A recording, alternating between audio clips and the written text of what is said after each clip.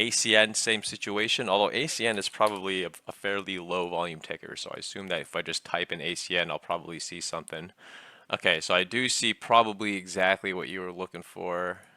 Let's see what this guy is all about. So again, the single instance, however, it may not be like a singular, like all in the same timestamp. So like it's always worth a look. In this case, it does look like it is that singular timestamp right here, which not great, I guess, for trying to figure out what's going on. Da, da, da. I mean, again, like the contract is so illiquid to begin with that it's kind of dicey. Also, in the money-ish. I mean, not in ish. It is in the money. So like liquidity gets even muddier still.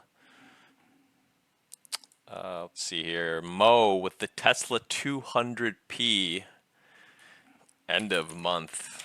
What do we got here?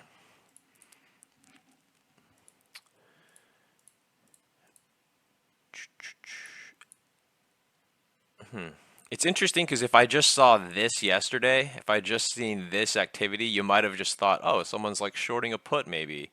Because, well, no, I guess if you just look right here. All right, so I'm gonna turn this on to like 7 days, and I bet there's gonna be a candle of like the exact same length. Yeah, okay, so we have this guy who bought the Tesla 200Ps here. Well, I don't know for certain, but I'm just assuming because we have, pretty big volume here. Ask side activity, single leg, only 1% of all volume was a multi-leg trade. Open interest goes up the next day, so we know it was a new position. And then again, we have this equally sized candle, which my detective skills help me infer that it's probably the same person, and indeed the open interest does decrease.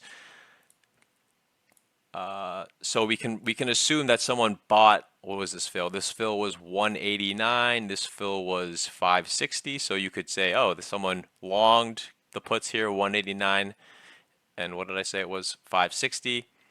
Open interest goes down, so they're out. But now we have whatever is going on here. Who knows? Who knows? All right, let's see here. Anthony says we got CMG put sells. This was yesterday, the CMG 41. Let's pull that up. CMG. What was that expiration date there? I think I might have seen. I saw two. See, okay, so you know what? Instead of looking it up specifically through the contract, we will use the Open Interest Explorer. We'll put our theories to the test here. All right, so I want to see. So we've been told that yesterday there was some CMG put writing. So let's just go to the open interest feed and just type in CMG and see what were the biggest changes in open interest yesterday. So we have that here, but let's hone the feed a little bit because as you can see, some of the top results have quite a significant amount of multi-leg activity, which we don't care too much about right now, just for our purposes right now. So I'll just drop that down to 10%. Wasn't there a previous premium? Yeah, okay. So yesterday, so the one that we've been told in the chat was the CMG 41P March 2. There's been a pretty decent amount of CMG put writers.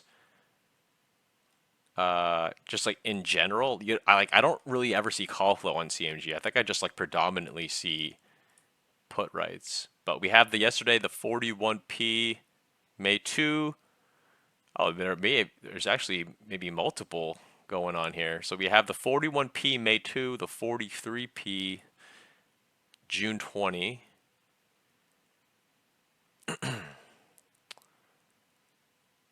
So this one was actually, so I guess the reason why this one may have slipped through people's radars was because the volume was less than the open interest, and like most people's scanners involve volume greater than OI.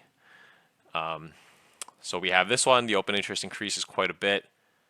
So around 341K-ish, we'll say. And then this one, I believe it was volume is greater than open interest, which is, I think this is the one that I saw. Yeah, so we have this one right here, 700 volume, 431 or 432, excuse me, open interest. So like just mathematically, it was an opening trade, and indeed the open interest goes up.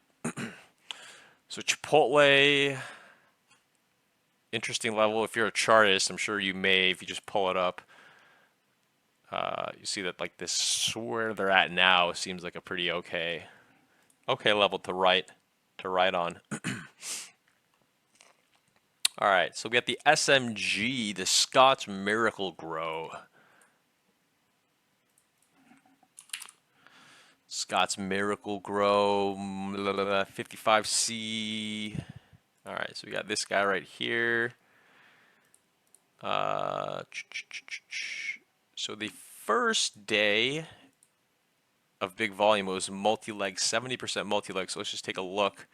So since it's such a high percentage of multi-leg activity, there's like a pretty decent chance that like any candle I click will be multi-legged. So like I'll just click the biggest one and we'll see if we can find. Okay, so it's multi-legged with stocks. So there's like two kinds of multi-leg icons. Like there's like this target symbol looking one. There's the target symbol looking one, and there's like this arrow looking one, right? So the target looking one, this is an options trade that is linked to stock, and this one with the two arrows is an options trade that is linked to one or more options. So all this Scott's stuff, all this Scott's flow is attached to stock. Now, we don't know, similarly to the options flow, we don't know if the stock is being bought or sold. Like, it could be that they're selling their stock and they're buying calls here. If they're buying, I don't know. Maybe they're buying stock and writing the 55 strike calls, which like I don't know why you do that. It's like so close to the money. I don't know. But just know that it's like it's not like I said 5 minutes ago, it's fine to say that you don't know what's going on. And in fact, you should be able to just look at something and most of the time just say, oh, okay, I don't know what's going on here. Like it's fine. Like just generally, there's a lot of stuff that just like rules it out. Just kind of just like visually if you just look at it.